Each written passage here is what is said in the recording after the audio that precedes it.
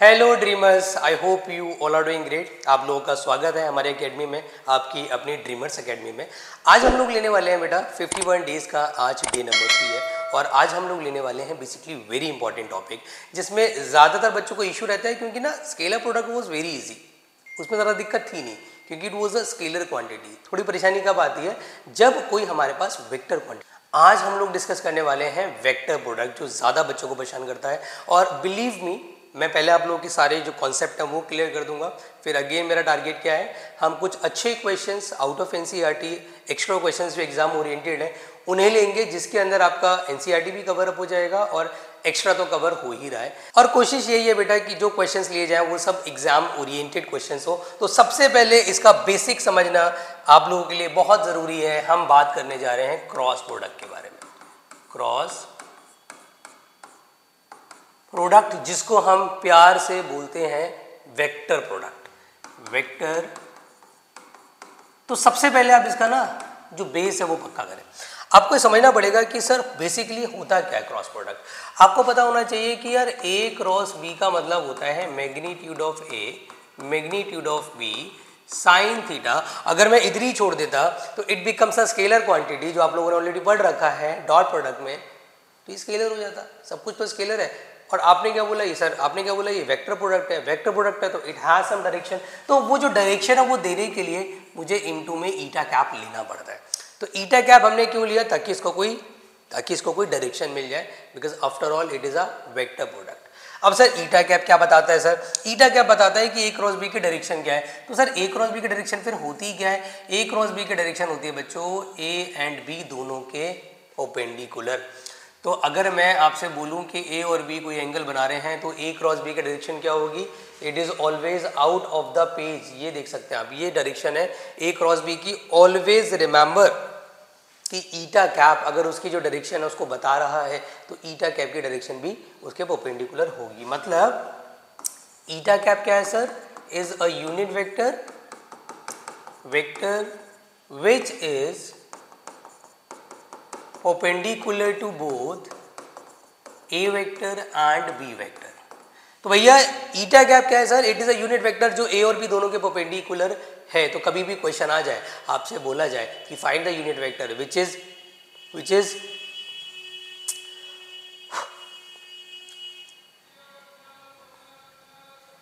तो कभी भी आपसे कहा जाए find the unit vector which is perpendicular to this and that, तो जिन दो वेक्टर के वो परपेंडिकुलर है उनके बीच का क्रॉस प्रोडक्ट अपॉन का उसका मैग्नीट्यूड से आपको डिवाइड कर देना है, आपका ईटा कैप आ जाएगा। इट मीन्स जैसे यहाँ पे अगर मेरे को ईटा कैप निकालना है सर तो ईटा कैप का फॉर्मूला बनेगा, क्योंकि ईटा ए और बी के परपेंडिकुलर है तो ए और बी के बीच का क्रॉस प्रोडक्ट अपॉन में इसका magnitude as simple as that. तो ईटा कैप ऐसे निकाला जा सकता है। इसी से इंस्पायर्ड ऐसी कि अगर मुझे एंगल निकालना हो बिटवीन ए एंड बी तो वो कैसे निकलेगा सर। तो ऑलवेज रिमेंबर, अब देखो एंगल पे आ गया, angle is a scalar quantity. अगर आप सोच रहे हैं आप इससे निकाल देंगे तो वो गलत हो जाएगा। व्हाई इट इज रॉन्ग, क्योंकि आप ईटा कैप को भी फिर नीचे ले जाओगे, ईटा कैप उसको डायरेक्शन दे देगा, एंगल की डायरेक्शन होती नहीं है। तो इसलिए साइन थीटा का फॉर्मूला थोड़ा डिफरेंट है इस वाले जो ये आइडेंटिटी है इससे। और वो क्या होता है बेसा, वो होता है आपका sine theta is equal to a cross b. आप जरूर लेंगे, इसमें कोई डाउट नहीं है, बट ए क्रॉस बी का भी आपको क्या लेना पड़ेगा, मैग्नीट्यूड अपॉन में ए का मैग्नीट्यूड देन बी का मैग्नीट्यूड। तो इससे आपका निकलेगा एंगल। तो एंगल के कितने फॉर्मूले हो गए, दो फॉर्मूले। एक होता है कॉस का when you have the dot product, एक होता है साइन का when you have the cross product. But remember one thing कि यहाँ पर ऊपर मैग्नीट्यूड है क्योंकि ए डॉट बी में ऊपर मैग्नीट्यूड नहीं होता था। उसके बाद बात करते हैं कि सर अगर ऐसा हो जाए, अगर ए वेक्टर बी के क्या हो जाए, पैरेलल हो जाए जी। तो अगर ऐसा हुआ तो क्या होगा, ऐसा हुआ तो उनके बीच का एंगल अगेन जीरो हो जाएगा ना यार। पैरेलल मतलब क्या, theta zero. If theta zero तो sine zero, if sine zero तो everything become zero. It means sir a cross b हमारा कितना आ जाएगा, जीरो आ जाएगा अगर दो वेक्टर आपस में पैरेलल है। तो यहाँ पे आप कंडीशन आपको मिल गई, कंडीशन फॉर द पैरेललिटी। ऑलरेडी ये कंडीशन थी कि अगर दो वेक्टर पैरेलल है तो ए इज इक्वल टू क्या होता है, लैम्डा बी। और यहाँ से एक और कंडीशन मिल गई कि अगर वो पैरेलल है तो उनके बीच का वेक्टर प्रोडक्ट जीरो होता है। इनफैक्ट इसी से एक और सिचुएशन हमें मिल जाती है, यहाँ से एक और सिचुएशन मिल जाती है cross product between same vector, same, अगर दो वेक्टर सेम हैं तो उनके बीच का क्रॉस प्रोडक्ट भी 100% जीरो होगा, बिकॉज उनके बीच का एंगल जीरो हो गया मेरे भोले बच्चों।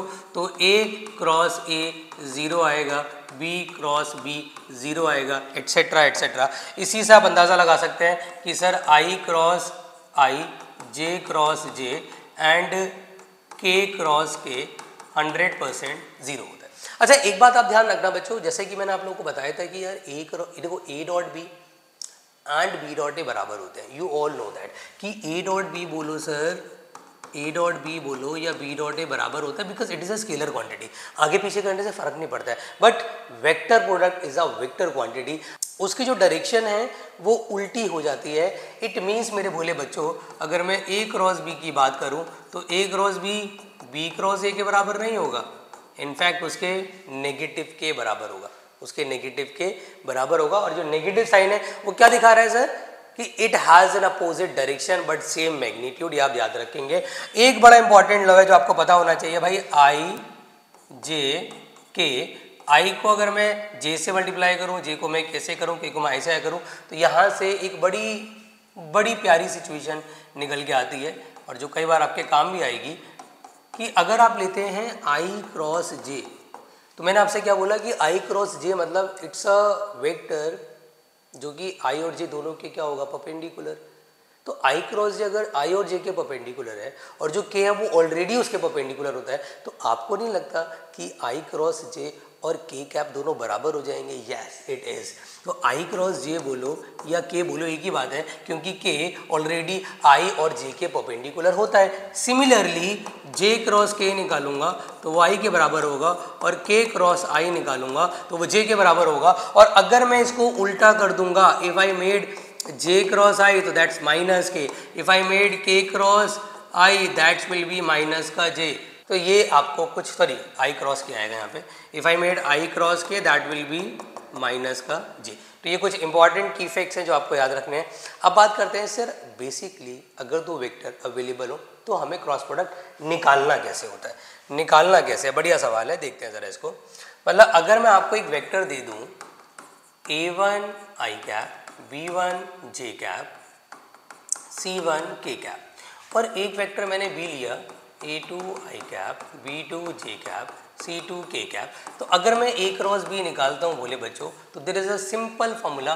क्या होता है सर, आई जे के a1 b1 c1 a2 b2 c2 का डिटर्मिनेंट। मतलब अगर मैं आपको कोई वेक्टर दे दूं, मैंने आपको एक वेक्टर दिया a is equal to i plus j plus k and b is equal to minus का 2i plus j plus 3k, और मैं आपसे कह रहा हूँ फाइंड a क्रॉस b का मैग्नीट्यूड। तो what you have to do, तो आपने करना क्या पड़ेगा, आपको पहले a क्रॉस b निकालना पड़ेगा। कैसे निकालना पड़ेगा, बाय डिटर्मिनेंट मेथड। फिर क्या करना पड़ेगा, उसका मैग्नीट्यूड निकालना पड़ेगा। तो what you have to do, a cross b is equal to होगा सर आई जे के, पहले a के कंपोनेंट 1 1 1 माइनस 2 1 3, सर एक्सपैंड करते हैं, आई कैप लिया, रो कॉलम डिलीट, कितना आ जाएगा 3 माइनस 1, माइनस का जे कैप लिया, रो कॉलम डिलीट 3 प्लस का 2, पॉजिटिव का के कैप लिया, रो कॉलम डिलीट 1 पॉजिटिव का 2, ultimately it will become 2i minus 5j plus 3k। और बेटा a क्रॉस b अगर मैं इसका निकालता हूँ तो a क्रॉस b का मुझे क्या निकालना पड़ेगा, मैग्नीट्यूड। मैग्नीट्यूड कितना बनेगा, that's 4 25 9 and which is equal to 34 I think 38 इसका आंसर आएगा 38। तो आई विश आपको क्लियर हो गया होगा बेटा। उसके बाद अगली चीज आती है बच्चों, अगर आपको एरिया निकालने के आ जाए, एरिया ऑफ द आपको ट्राइंगल निकालना हो तो व्हाट यू कैन डू। देखो एरिया ऑफ ट्राइंगल निकालने के लिए या तो आपको एडजेसेंट साइड्स गिवन होंगी, मतलब आपको दो एडजेसेंट साइड गिवन होंगी, दैट मस्ट बी कोइनिशियल, एक ए वेक्टर है एक बी वेक्टर है, तो एरिया का डायरेक्टली फॉर्मूला लग जाएगा sir half of adjacent side का क्रॉस प्रोडक्ट का मैग्नीट्यूड। बट अगर आपको एरिया निकालने के लिए जो साइड्स हैं वो अवेलेबल नहीं है, तो आपको दो कोइनिशियल साइड्स खुद से क्रिएट करनी पड़ेंगी। और ध्यान रखना जो भी साइड आप क्रिएट कर रहे हो दैट मस्ट बी कोइनिशियल, मतलब ए बी ए सी होना चाहिए, बी ए बी सी, दो एडजेसेंट साइड को इनिशियल ले लेना आप। तो जैसे फॉर एग्जांपल आप यहाँ पे क्या ले सकते हैं, a b vector cross AC vector का मैग्नीट्यूड, तो AB निकालना सबको आता ही है, दैट्स OB माइनस OA, और AC निकालना है तो OC माइनस OA से आपको आराम से साइड्स मिल जाएंगी। अगर आपसे बाई चांस पूछ ले एरिया ऑफ द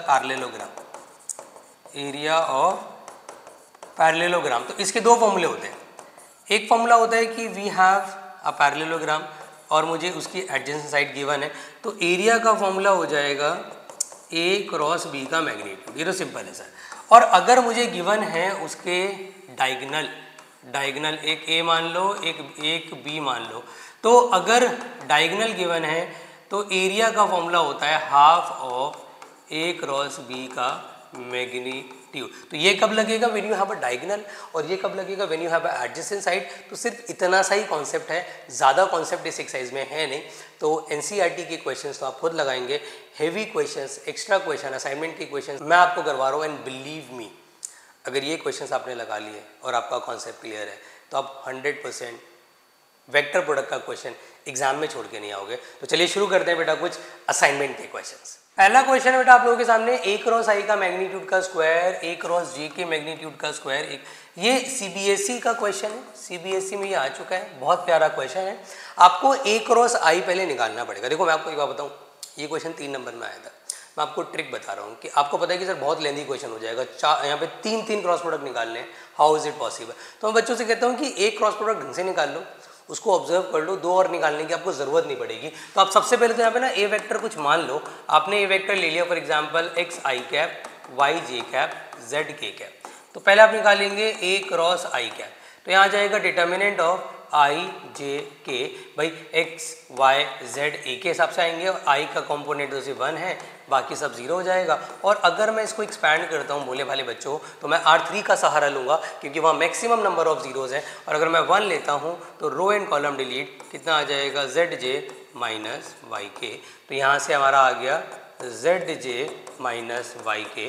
तो अगर मैं इसका मैग्नीट्यूड निकालता हूँ तो मैग्नीट्यूड हो जाएगा अंडर रूट ऑफ वाई का स्क्वायर जेड का स्क्वायर, और क्योंकि मुझे इसका स्क्वायर भी चाहिए तो मैं इसका स्क्वायर भी कर देता हूँ। तो यहाँ आ जाएगा वाई का स्क्वायर प्लस जेड का स्क्वायर, इक्वेशन नंबर 1। अब क्योंकि मैंने एक चीज़ ऑब्जर्व करी कि ए क्रॉस आई में कौन मिस हो गया, सर ए क्रॉस आई में आई का कोफिशिएंट ही मिस हो गया, और आई का कोफिशिएंट क्या था, एक्स, तो वो मिस हो गया। तो इसका मतलब ए क्रॉस जे में जे का कोफिशिएंट मिस हो जाएगा, और ए क्रॉस के में के का कोफिशिएंट मिस हो जाएगा। तो वही आपने करना है भोले भाले बच्चों, आप क्या करोगे, आप ए क्रॉस जे निकालोगे। ए क्रॉस जे में कौन मिस कर दोगे आप। अब देखो आपको ना, आप पता है क्या होगा, आपको सर नेगेटिव पॉजिटिव का पता नहीं लगेगा।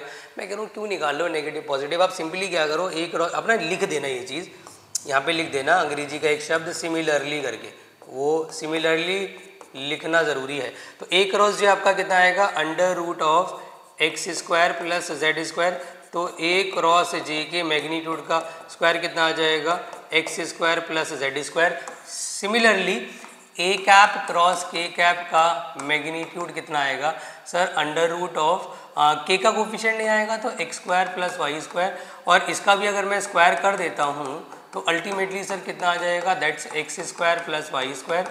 इसे इक्वेशन 3 माना, इसे इक्वेशन 2 माना, और मेरे भोले भाले बच्चों आपने इक्वेशन 1 नंबर 1 2 3 को ऐड कर देना है। तो ऐड इक्वेशन नंबर 1, 2, 3, तो सर यहाँ पे आ जाएगा ए क्रॉस आई के मॉड का स्क्वायर, ए क्रॉस जे के मॉड का स्क्वायर, ए क्रॉस के मॉड का स्क्वायर इज इक्वल टू, भाई देखो एक्स स्क्वायर 2 बार है, वाई स्क्वायर भी 2 बार है, और जेड स्क्वायर भी 2 बार है, तो कहीं ना कहीं 2 कॉमन आ जाएगा।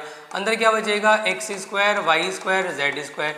अगर आप थोड़ा ऑब्जर्व करेंगे तो मैं इसको ये भी लिख सकता हूँ, under root of x square y square z square का होल स्क्वायर। और under root of x square y square z square क्या होता है, देख के कुछ याद आ रहा होगा आपको, this is a magnitude of what, of a vector. और वेक्टर क्या था हमारे पास, एक्स आई वाई जे जेड के। तो व्हाट यू कैन डू मेरे भोले भाले बच्चों, आप इसको लिख सकते हैं ए वेक्टर के मैग्नीट्यूड का स्क्वायर, और शायद आपको ऐसा ही कुछ प्रूव करना था। तो this is a question which is out of NCERT and very very important. अब जैसे अगला क्वेश्चन है, इसमें शॉर्टकट काम नहीं आएगा, 2 नंबर के चांसेस हैं, इसमें आपको प्रॉपरली निकालना ही पड़ेगा।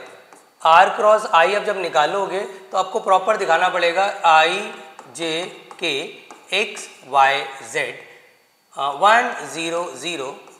तो अल्टीमेटली यहाँ पे हमारा कितना आ रहा था, मैं सीधा लिख देता हूँ, that's x cross i, it means इसके अलावा किया था हमने तो zj minus y k cap आया था। Similarly you need to find r cross j की ज़रूरत भी है, तो i j k x y z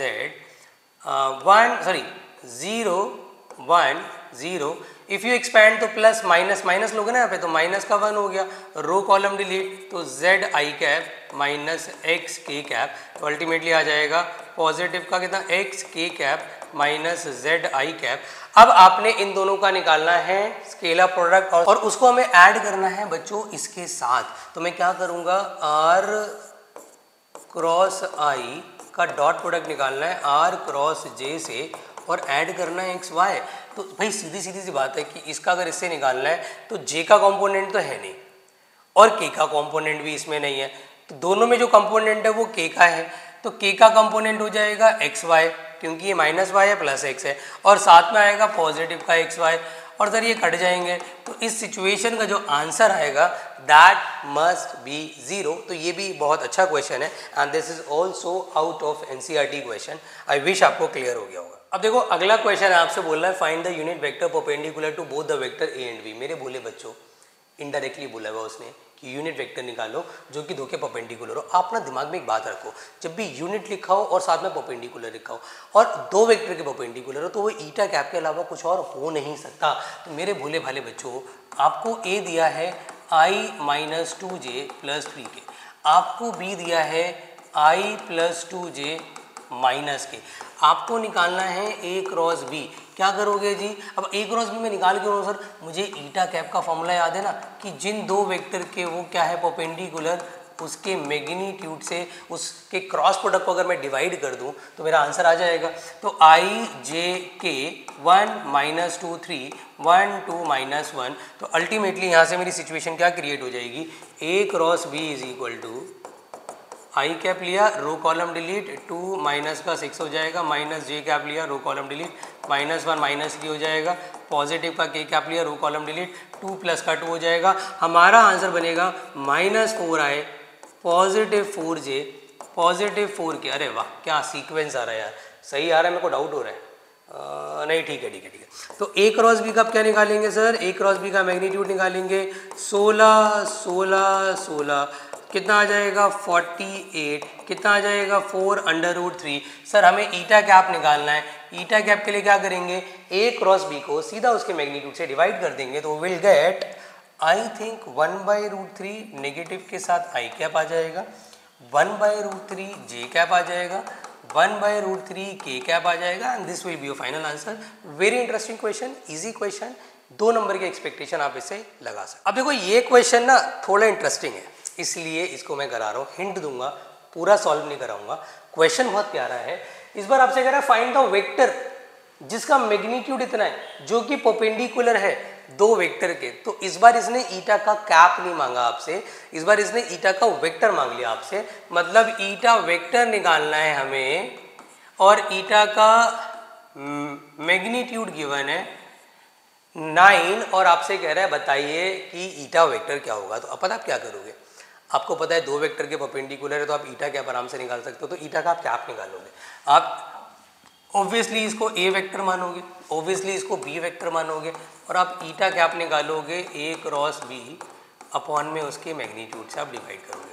फिर जब आपका ईटा कैप आ जाएगा तो आपको पता है कि eta cap is equal to eta vector upon उसका मैग्नीट्यूड भी होना चाहिए। तो क्यों ना हम एन वेक्टर को एन के मैग्नीट्यूड को एन कैप से मल्टीप्लाई कर दें। तो जो आपके पास यहाँ पे ऑलरेडी गिवन है मैग्नीट्यूड और जो आप ईटा कैप निकालेंगे उन दोनों को मल्टीप्लाई कर देना, उससे आपका ईटा वेक्टर आ जाएगा। It's a very very very interesting question. हालांकि मैंने ये वाला क्वेश्चन आपको पिछली एक्सरसाइज में कराया था, आई नो दैट, बट मैं दोबारा कराना चाहता हूँ क्योंकि इसमें मैं डिफरेंट अप्रोच लगा के तुम्हें सिखा रहा हूँ। उसमें मैंने क्या लगाया था कि मैंने 2 इक्वेशंस बनाई थी, उसमें मैंने फिर डिटर्मिनेंट मेथड लगाया था, उस समय ABC मिल गया था, हो जाता है। बट ये उससे भी ज़्यादा आसान तरीका अगर आप ये समझ जाओ एक बारी तो बहुत ईजी मेथड है। ध्यान देना बच्चों, एक बारी आपसे कह रहे हैं कि ए वेक्टर आपके पास इतना है i minus j, b vector आपके पास इतना है 3j माइनस के, सी वेक्टर आपके पास है 7i माइनस का k और आपसे कह रहा है find the vector d which is perpendicular to both a and b. तो आप ना एक सिंपल सी हेडिंग डालो, since d vector is perpendicular to both A vector and B vector, then D vector must be collinear to A cross B। Sir A obvious ही बात है, अगर ये A है, अगर ये B है, तो A क्रॉस B तो A और B के परपेंडिकुलर होता है, और D वेक्टर भी A एंड B के परपेंडिकुलर है। तो आपको नहीं लग रहा है कि A क्रॉस B और D आपस में ओवरलैप कर जाएंगे, और अगर वो ओवरलैप कर जाएंगे तो वो कोलिनियर हो जाएंगे। तो मेरे भोले भाले बच्चों, सीधे साधे बच्चों, जब दो वेक्टर आपस में कोलिनियर होते हैं तो एक वेक्टर दूसरे के लैम्डा टाइम्स होता है। ये मैंने आपको बताया था फर्स्ट लेक्चर में, एनसीईआरटी वाले लेक्चर में। अगर आपने वो गलती से देखा हो तो आपको पता होगा। उसके बाद आपने क्या करना है सर, उसके बाद हमें सर A क्रॉस B निकाल देना है। A क्रॉस B कैसे निकालेंगे सर, वही normal I J K। A का क्या है हमारे पास 1 -1 0, B का क्या है 0 3 माइनस का 1 आएगा नॉट K। तो एक्सपैंड कर देते हैं सर, एक्सपैंड करेंगे तो आई कैप लिया, रो कॉलम डिलीट, कितना आ जाएगा, आई थिंक ये तो 1 आ जाएगा, माइनस का जे कैप लिया, रो कॉलम डिलीट, कितना आ जाएगा। अरे इतना अजीब क्यों आ रहा है, मुझे फिर डाउट हो रहा है, चलो देखते हैं, नहीं सही आ रहा है। फिर पॉजिटिव का के कैप लिया, रो कॉलम डिलीट, कितना आ जाएगा 3 आ जाएगा। चलिए ठीक है, तो ये हमारा A क्रॉस B बन गया कितना, that's I cap minus minus plus J cap plus 3 के कैप। तो भाई हमारा A क्रॉस B आ चुका है। उससे हमारा इसको इक्वेशन 1 मानते हैं, तो put A cross B in equation number 1। तो अगर मैं इक्वेशन नंबर 1 में A क्रॉस B डाल दूं तो मेरा D वेक्टर जो आएगा वो इन टर्म्स ऑफ लैम्डा आ जाएगा, that's lambda I lambda J and 3 lambda K। Lambda I lambda J and 3 lambda K cap. और कहीं डिफरेंस तो नहीं है, नहीं है। तो अब मेरे भोले भाले बच्चों, आपको एक सिचुएशन जो है वो अभी हमारी अनयूज्ड जा रही है। हमारा आंसर तो आ गया, डी वेक्टर हमारा आ गया, but that's in terms of lambda. हमें लैम्डा भी तो निकालना पड़ेगा ना यार। लैम्डा कैसे निकलेगा, नाउ हमने एक सिचुएशन जो भी इस्तेमाल ही नहीं करी, जो हमसे इग्नोर हो गई, that is c dot d. C dot d हमारे पास कितना है, दैट्स 1। तो अगर मैं सी का हमारा ये रहा, सी का स्केलर प्रोडक्ट से कर दूं तो कितना बनेगा 7 लैम्डा, और के को कैसे करूंगा तो माइनस का 3 लैम्डा इज इक्वल टू 1। के से क्यों नहीं, सॉरी जे से क्यों नहीं करा, क्योंकि जे यहाँ था ही नहीं।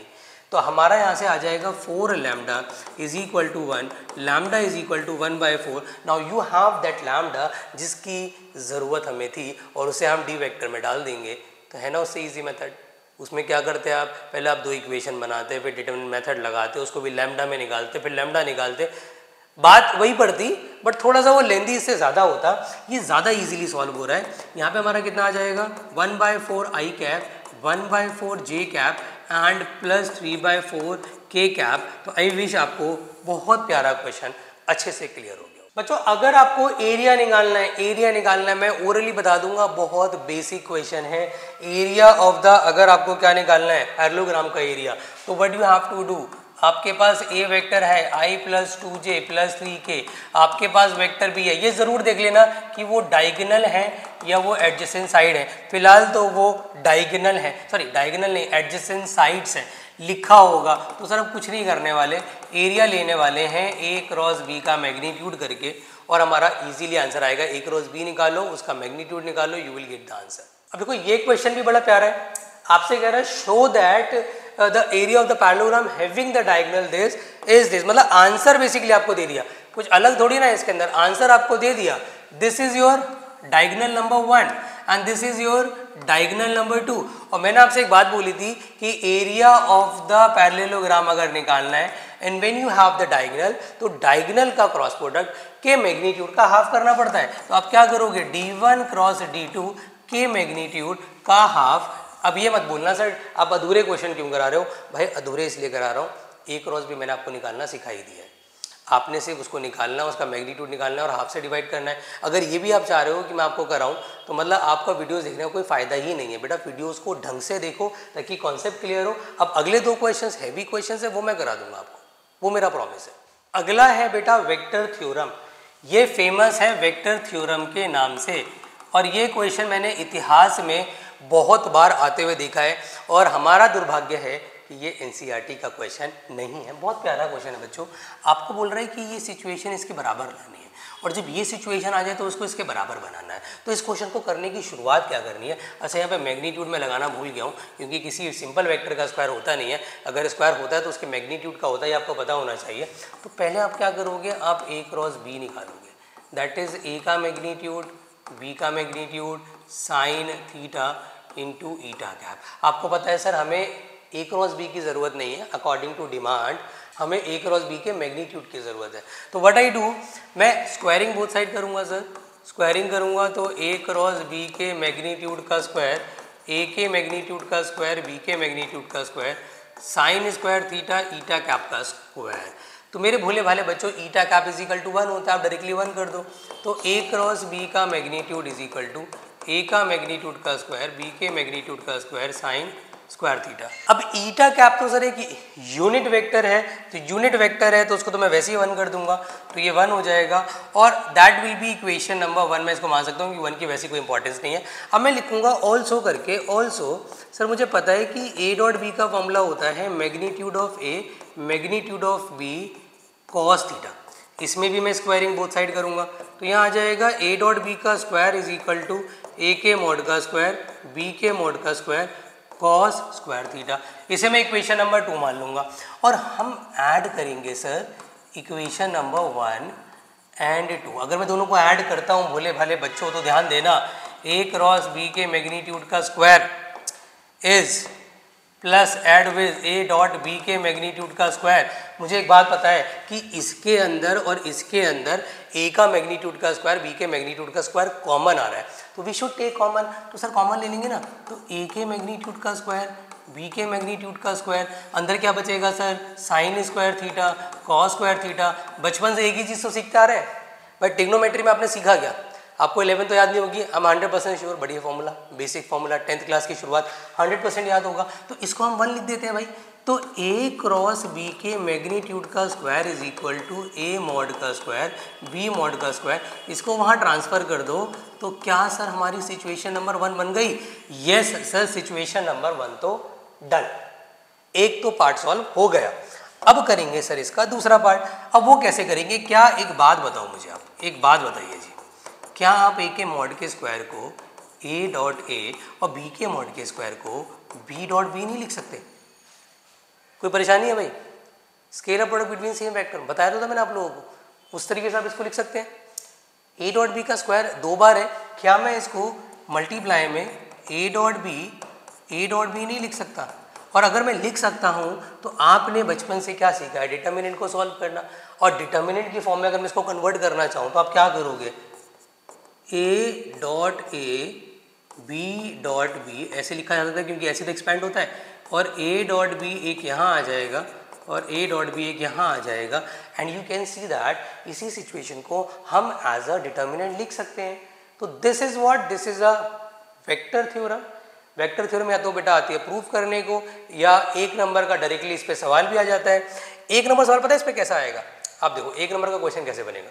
अब आपको ये वेक्टर थ्योरम याद हो गई है, आपको बोल रहा है कि ए का मैग्नीट्यूड बी का मैग्नीट्यूड गिवन है। देखो 1 नंबर का सवाल है भी है आपके सामने, एमसीक्यू में आ सकता है।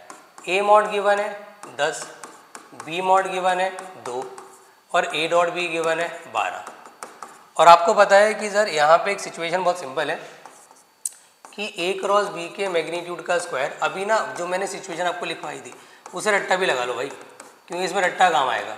तो माइनस ए डॉट बी का स्क्वायर, तो ए का मैग्नीट्यूड कितना है 10 का स्क्वायर, बी का मैग्नीट्यूड कितना है 2 का स्क्वायर और 12 का स्क्वायर।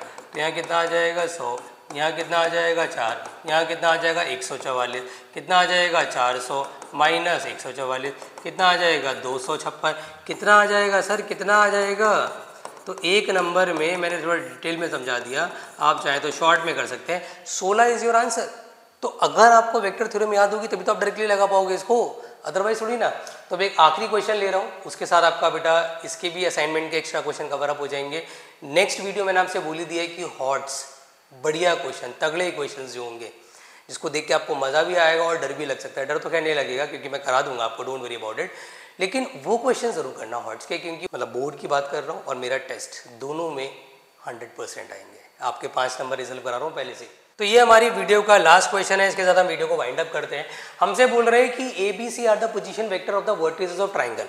मैं इजी वाला क्वेश्चन ट्राइंगल का नहीं ले रहा, वो आप कर लोगे, मेक श्योर। ये थोड़ा सा अच्छा क्वेश्चन है। एरिया ऑफ ट्राइंगल हमें प्रूव करना है कि सर इसके बराबर है, ये सिचुएशन हमें लानी है। तो हमें देख क्या रखा है सर, हमें ना ओ ए वेक्टर दे रखा है, ए वेक्टर, और मतलब जो ट्राइंगल है ना ए बी सी, उसके वर्टिसेस दे रखे हैं, और वो भी in the form of vector दे रखे हैं। ओ बी कितना दे रखा है, बी वेक्टर, और ओ सी कितना दे रखा है, सी वेक्टर। और मैंने आपको बताया था कि अगर आपको एरिया निकालना है तो आपको दो एडजेसेंट साइड रिक्वायर्ड है। तो मेरे भोले भाले बच्चों, पहले आप दो एडजेसेंट साइड्स निकाल लो। मतलब आप एक तो निकाल लो ए बी कैसे निकालोगे, ओ बी माइनस ओ ए, तो मतलब बी माइनस ए। फिर आप निकालो ए सी, कितना आ जाएगा, ओ सी माइनस ओ ए, मतलब सी माइनस ए। तो आप क्या करोगे, एरिया का फॉर्मूला, एरिया ऑफ ट्राइंगल कितना होता है, एरिया ऑफ ट्राइंगल होता है half of a b cross a c. Sir values डाल देते हैं, वैल्यूज़ डाल देते हैं। तो यहाँ पे मैंने वैल्यूज़ डाल दी, तो area is area of triangle a b c कितना बनेगा, हाफ ऑफ ए बी मतलब b minus a cross c minus a. Now what you have to do, multiply करो भाई, इसको इससे किया बी क्रॉस सी, इसको इससे किया माइनस बी क्रॉस ए, इसको इससे किया माइनस ए क्रॉस सी, इसको इससे किया प्लस ए क्रॉस ए। तो ए क्रॉस ए जीरो हो जाएगा हमारा, तो यहाँ पे आ जाएगा बी क्रॉस सी प्लस ए क्रॉस बी, क्योंकि मैं उल्टा कर रहा हूँ इसको, क्योंकि डिमांड भी यही है, हमें नेगेटिव नहीं चाहिए, पॉजिटिव करने के लिए। फिर उल्टा कर दो, सी क्रॉस है, और ये जीरो हो जाएगा, लिखने की ज़रूरत नहीं है। क्या आंसर में ऐसा ही कुछ चाहिए था? यस सर, ऐसा ही कुछ चाहिए था।